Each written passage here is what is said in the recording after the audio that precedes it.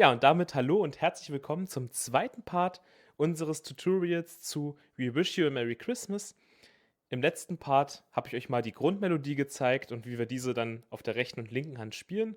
Falls ihr das Video noch nicht gesehen habt, hier oben gerne nochmal der Link. Ja, und jetzt zeige ich euch mal noch eine Variation, also wie wir das Ganze noch ein bisschen schöner, bombastischer spielen können, und zwar das, was ich euch eben vorgestellt habe. Und ja, da geht es eigentlich mehr um die linke Hand. Also wir spielen weiterhin hier auf der rechten Hand die einzelnen Töne, so wie wir es schon in Part 1 geübt hatten. Und auf der linken Hand spielen wir jetzt aber nicht nur einen Ton mit, so oder in der Oktave, sondern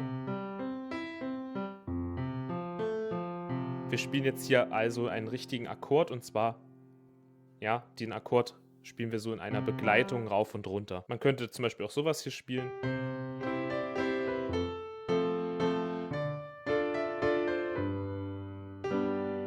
Ja, das geht auch. Also das ist auch ein Takt, den man spielen kann, denn man kann sich hier in der linken Hand verschiedene Muster aussuchen. Ich habe mich jetzt aber wirklich für diese hier entschieden, ja,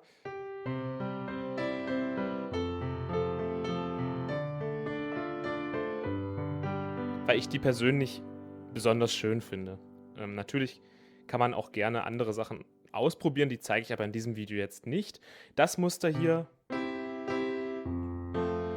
ja, das könnt ihr euch mal angucken in meinem Video zu Leise rieselt der Schnee. Das werde ich euch auch mal, ja, oben oder unten verlinken, und da zeige ich euch dieses Begleitmuster. Das könnt ihr auch genauso auch bei diesem Stück hier anwenden, ja? Also, wenn ihr jetzt das vielleicht lieber so üben wollt. Aber in diesem Video zeige ich euch jetzt, ja, dieses Begleitmuster hier.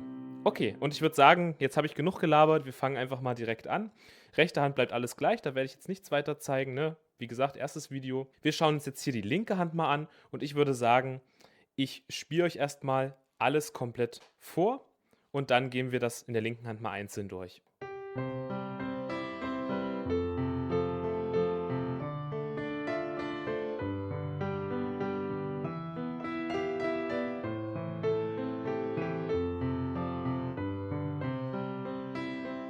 Das war jetzt der Refrain, jetzt kommt die Strophe.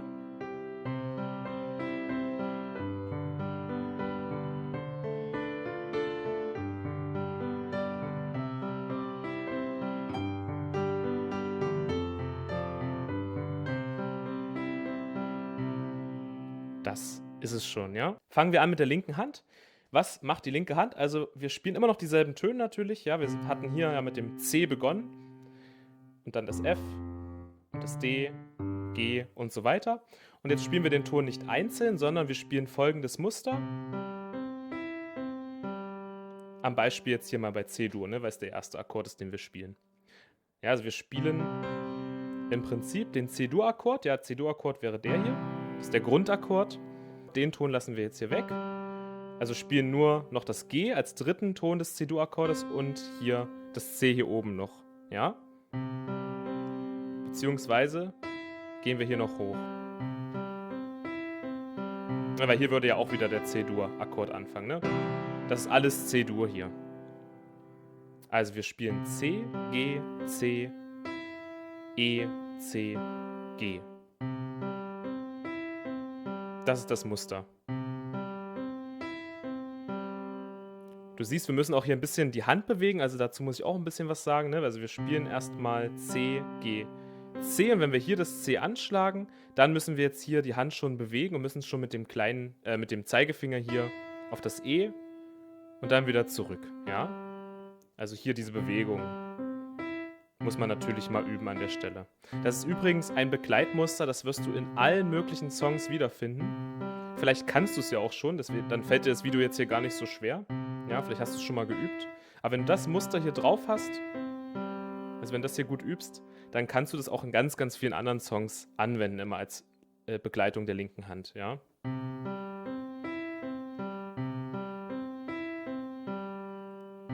Also wirklich, das musst du natürlich üben, hier diesen Griff zu machen und dann auch wieder zurück. Ja, einfach hier wirklich die ganze Hand und den Arm mitbewegen, dass wir hier hochkommen. Aber das ist das Grundmuster, was hier die linke Hand spielt. Das ist also der erste Akkord, C-Dur. Den spielen wir nur bis zum G, also wir gehen nicht bis zum C hier wieder runter. Ja, das ist ganz wichtig. Also Also das wäre jetzt hier das erste Muster, was du üben müsstest. Dann geht's weiter. Wir springen zu F-Dur. Ja, F-Dur war der nächste Ton. Da ist es genauso. Wir spielen auch F, ja. Dann den dritten Ton des Akkordes. Ja, das ist also hier der F-Dur-Akkord. Das wäre hier das C, ja. Und dann wieder das F in der Oktave. Genau dasselbe Muster wie bei C-Dur. Ja, das ist jetzt in allen Akkorden so. Ne? Das ist immer dasselbe. Dementsprechend, wenn du einmal hier das Muster zum Beispiel bei C-Dur schon verstanden hast, dann sollte es bei F-Dur schon gar kein Problem mehr sein. Das ist hier das Grundmuster. Auch das wieder ganz in Ruhe üben. Auch hier wieder, ja, diesen Wechsel. Also hier, wenn ich mit dem Daumen auf dem F bin, hier gleich rüber mit dem Zeigefinger auf das A. Und wieder zurück. Mal beides zusammen gerne auch üben, also erst C und F. Da muss man natürlich auch diesen Sprung üben, ja, dass man jetzt hier, wenn man hier auf dem G landet, muss man gleich hier schon in der Bewegung sein, dass man hier mit dem kleinen Finger auf das F kommt, ja.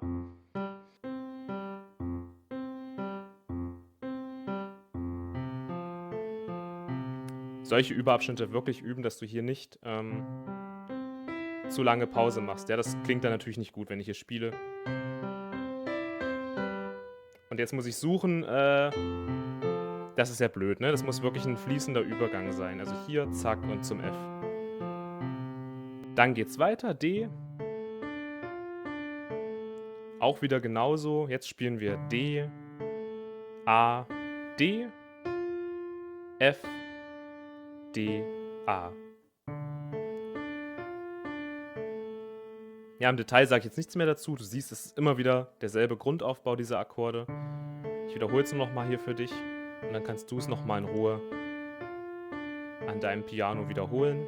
Ja, gerne Video pausieren und dir die Stelle noch mal in Ruhe angucken. Ich gehe jetzt hier weiter. Ne, das war D. Dann geht's weiter. Wir springen zum G. G-Dur. Auch wieder G, D, G, H, G, D. Dann geht es noch eine Stufe höher. Jetzt kommt E-Dur, beziehungsweise E-Moll. Ja, E-Moll. E, H, E, G, E, H. Und dann noch A-Moll. Ja. A, E, A, C, A, E.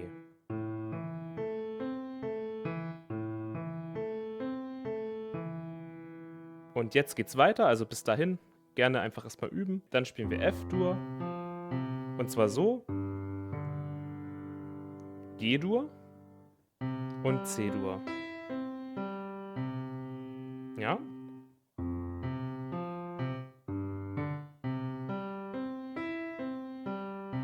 Beziehungsweise das wiederholt sich hier dann auch nochmal an der Stelle.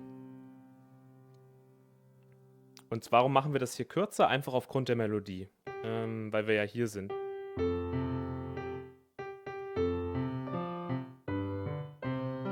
Ja, aufgrund der Melodie, die wir auf der rechten Hand spielen, können wir jetzt nicht so lange hier in F-Dur bleiben, sondern wir müssen hier in G-Dur springen, sonst klingt es blöd. Dementsprechend spielen wir nochmal F-Dur, allerdings gehen wir jetzt hier nicht hoch zum A, sondern gehen wieder runter zum C. Also F, C, F, C. Dann gleich zum G. G und D, ja. Und dann zum C. Und das C kannst du dann wieder ausspielen, kannst sogar nochmal wiederholen. Okay? Also F, G und C.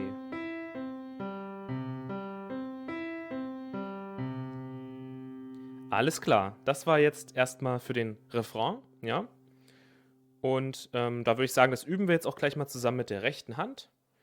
Wie wir die rechte Hand spielen, sollte aus dem vorigen Video bekannt sein. Wir fangen an mit C-Dur. Ich spiele es dir jetzt erstmal langsam vor. Bis dahin erstmal.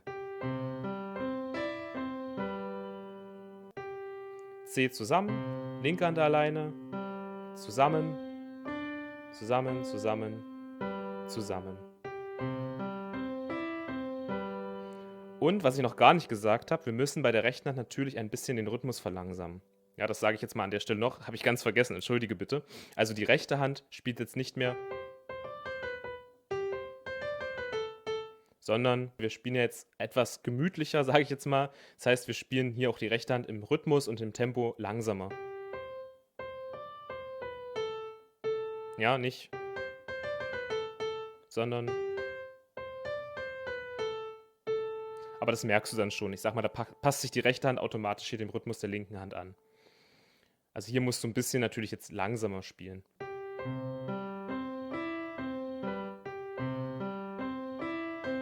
Wenn du da Schwierigkeiten hast, auch wirklich, ja, das sage ich auch in meinen ganzen anderen Tutorials, rechte und linke Hand ganz langsam.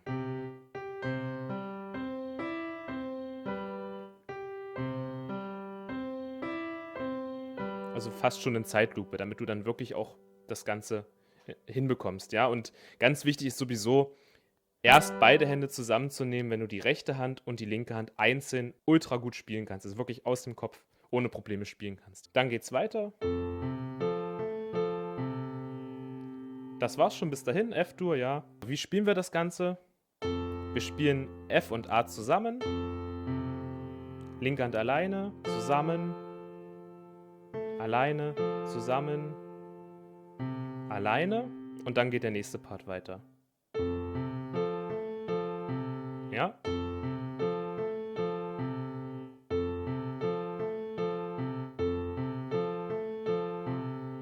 Mal beides zusammen üben gerne auch.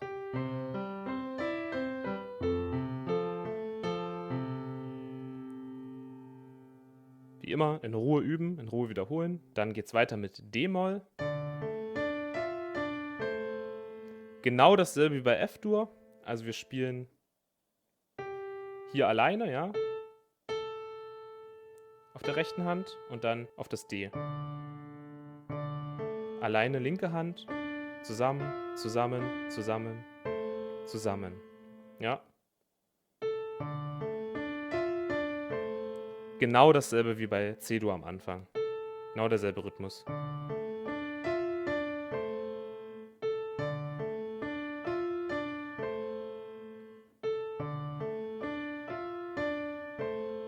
Dann geht's weiter. Jetzt springen wir hier zum G und hier spielen wir das H.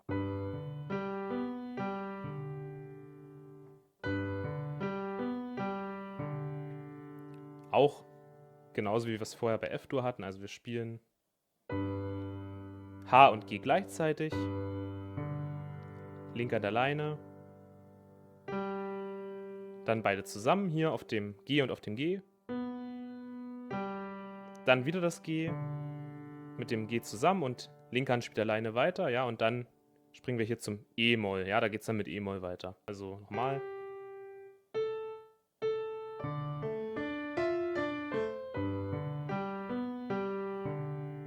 Und jetzt geht es hier hoch zum E.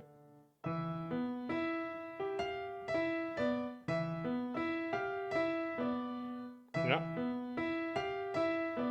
Wieder dasselbe Muster, also es heißt E und E zusammen, linke Hand alleine, zusammen, zusammen, zusammen, zusammen.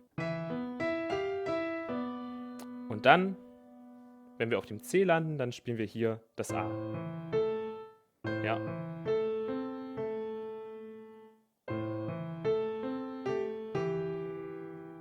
Das ist dann der nächste Part.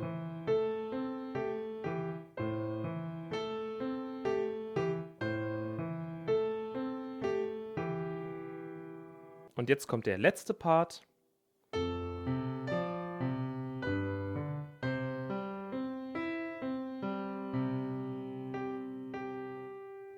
Ja, also wir spielen alleine hier zweimal das G und dann zusammen A und F. Alleine, dann hier das D und hier das F. Alleine wieder linke Hand und jetzt G und H zusammen, D alleine auf der linken Hand und dann C zusammen. Und die linke Hand spielt alleine weiter. Okay, nochmal dieser Abschnitt ganz langsam.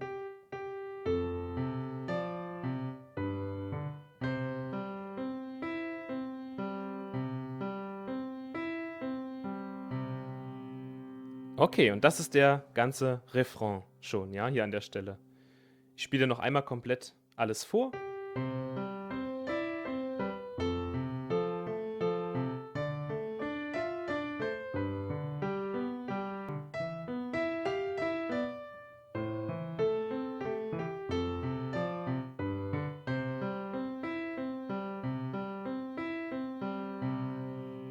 Okay, ja. Jetzt können wir uns mal noch die Strophe angucken. Da werde ich jetzt nicht mehr im Detail dir jetzt das erklären, wie wir beide Hände zusammenspielen, weil das Muster bleibt gleich. Ja? Also wenn du das in dem Refrain schon hinbekommen hast, dann wirst du auch in der Strophe hier kein Problem haben. Das Muster kennst du ja dann schon vom Refrain. Ne? Ich spiele es nochmal vor. Also C-Dur, G-Dur, D-Moll, wieder G-Dur, wieder C-Dur, G-Dur und dann, ja genau, dann F-Dur, G-Dur und wieder C-Dur. Ja, also, ja, wiederholt sich einfach hier alles nochmal. Wenn du das soweit drauf hast, dann können wir uns auch mal wirklich jetzt wieder beiden Händen widmen und spielen jetzt einfach die Strophe mit beiden Händen. Ich spiele es dir mal langsam vor.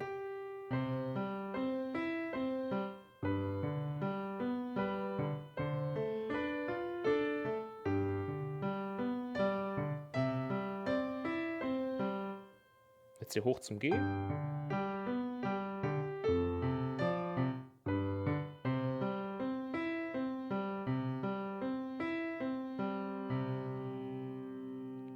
Der letzte Teil ist ja auch genau derselbe, den wir schon im Refrain hatten, ne? Mit ab dem F4.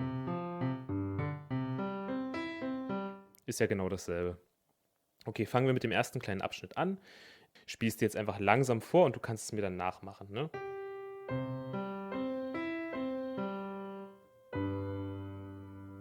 Das wäre zum Beispiel der erste kleine Abschnitt, den man machen kann, ja? Also dieser Abschnitt hier, ja? Den kann man einfach mal ein bisschen üben.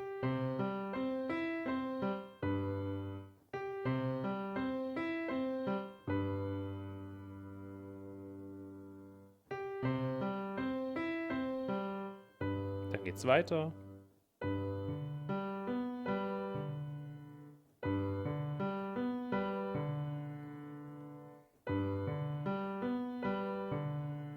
Ja, also auch ähnlich wie wir das, was wir davor hatten. Ne? Wir spielen wirklich zusammen.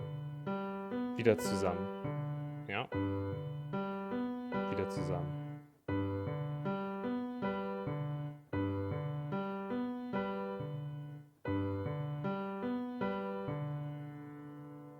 Mal beide Abschnitte.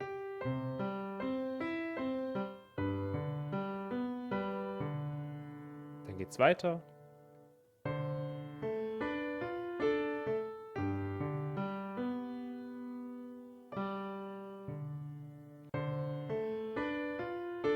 Vielleicht erstmal bis hierhin.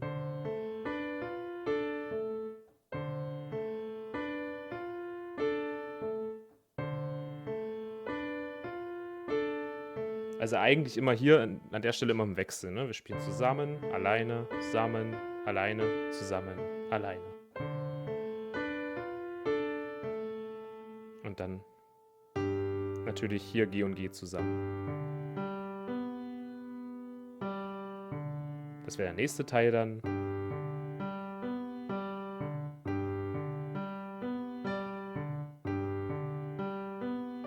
Übrigens hier am besten mit dem Ringfinger, damit wir hier dann den kleinen Finger haben. Ne?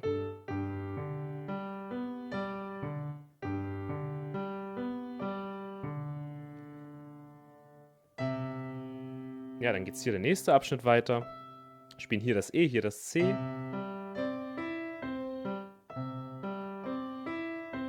Auch wieder, ne? Zusammen, alleine, zusammen, alleine, zusammen, alleine und dann der Abschnitt hier mit dem G, ne? Da müssen wir hier mit der rechten Hand hier so springen. Einmal von hier oben nach hier unten.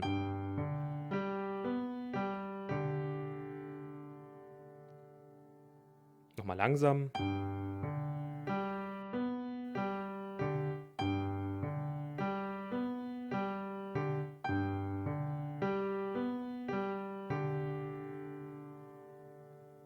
Ja, vielleicht nochmal beide Abschnitte zusammen.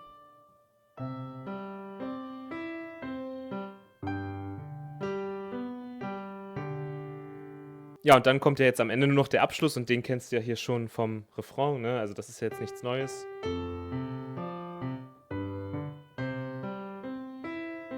Und dann haben wir es schon. Ich spiele dir jetzt ganz langsam einfach nochmal die ganze Strophe vor und du kannst dann nochmal ganz genau schauen, wie ich das hier spiele. Wie gesagt, wenn dir das Ganze zu schnell gehen sollte, einfach wirklich Video pausieren, das Ganze nochmal in Ruhe anschauen, zurückgehen und dann einfach ganz, ganz oft die einzelnen Unterabschnitte wiederholen. Aber jetzt spiele ich dir erst einmal nochmal hier die Strophe vor.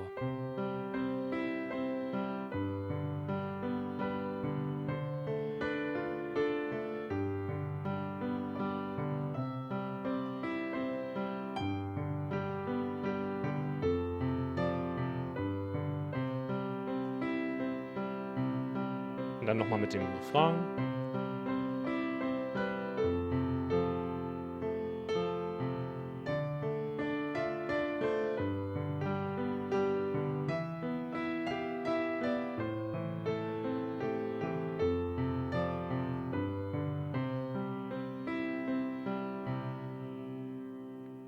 Und das ist es schon, ja. Das ist also hier We Wish You a Merry Christmas in dieser Version mit der Begleitung der linken Hand, dieser melodischen hier. Also ich finde es wirklich, wirklich wunderschön. Probier es einfach selber mal aus. Wenn dir das Ganze jetzt vielleicht ein bisschen zu viel ist, dann ja, reicht ja auch die normale Variante, die Standardvariante, die ich dir im ersten Part gezeigt habe. Das ist jetzt wirklich eher schon für fortgeschrittenere Pianisten. Ja, wenn du sagst, wow, das ist mir jetzt irgendwie viel zu viel, ich verhaspel mich hier, gar kein Problem. Die Standardversion von dem Stück klingt ja auch schon schön. Aber ich wollte dir einfach mal hier im zweiten Part noch eine weitere Variante zeigen, wie man dieses Stück spielen kann. Ja. Genau, dann bedanke ich mich beim Zuschauen. Ich wünsche dir ganz viel Spaß beim Üben. Wir sind jetzt auch dann am Ende unserer Weihnachtstutorials angelangt. Ich werde das Ding hier noch vor Heiligabend raushauen oder vielleicht an Heiligabend mal sehen. Und ja, ich hoffe, dir hat diese Reihe gefallen. Vielleicht schreibst du ja mal in die Kommentare, ob ich das nächstes Jahr nochmal wiederholen soll. Da kann ich auch mal andere Weihnachtslieder vorstellen. Würde mich sehr freuen. Also mir selber hat es auch sehr viel Spaß gemacht, weil ich auch dann für mich nochmal diese Weihnachtslieder dann einstudieren konnte. Also gerne einfach mal Feedback geben, was ich vielleicht auch beim nächsten Mal besser machen kann. Aber jetzt erstmal viel Spaß mit diesem Song. Eine wunderschöne Weihnachtszeit, ein wunderschönes Weihnachtsfest wünsche ich dir und deinen Lieben und wir sehen uns dann hoffentlich in einem anderen Video wieder. Bis dahin und bleib dran, weiterhin schön Klavier spielen.